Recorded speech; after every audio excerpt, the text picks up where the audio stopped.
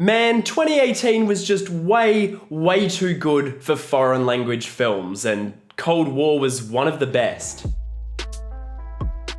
I apologize in advance if I look and sound like a mess, because I'm still really sick right now, but of course I've got to make sure I'm getting that content out for you guys. I got to make sure I'm delivering what you guys need, so let's do a video.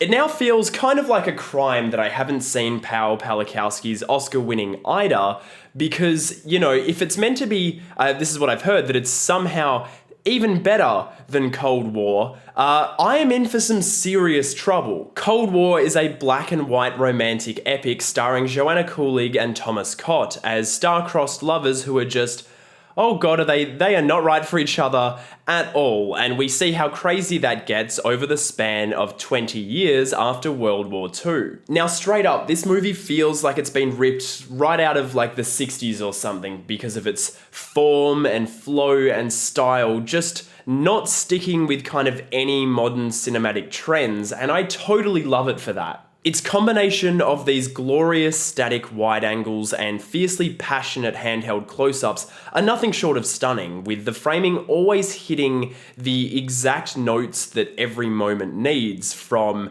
infatuation to fear, loneliness, desperation, just whatever Pawlikowski is going for. The elaborate direction of the camera and blocking of the actors just always seems to provide it. And what's so fascinating about this movie to me is that it's this supercharged, almost violently passionate film. And yet there's this ongoing feeling of disconnect because Pawlikowski keeps taking these huge, often sudden time jumps that cut out years of context at a time and make us have to kind of fill in the space between, you know, what's kind of happened to these characters. He leaves that up to us. That's the kind of storytelling device that drives a lot of people nuts, but I love it here because it makes the relationship between these characters just a constant enigma. It's like a puzzle that you need to engage with in order to untangle and unravel and make sense of it. I mean, I don't think that I ever really got a full grasp on what was going on between these two, but I don't think that they got a grasp of it either.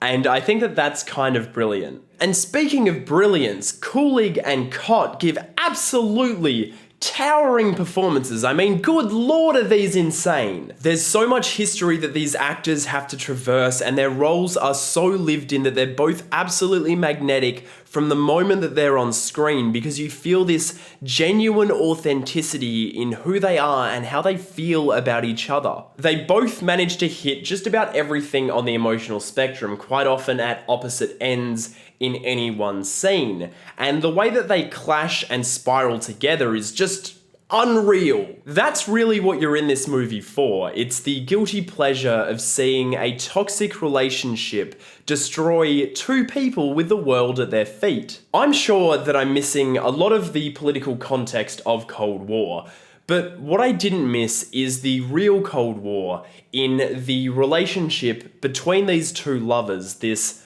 hostile, bitter, silent fury in which neither side can win.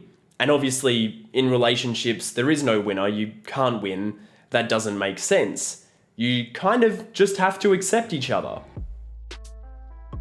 So, those are my thoughts on Cold War. Have you seen it yet? Did you like it? Did you hate it? Did you like this video? Well, of course you did. You can subscribe to Breaking Banter down there to see more reviews like this, as well as my other channel, Loverboy Media, over there somewhere. You can follow me on Twitter at Loverboy Media and on Instagram at Breaking Banter.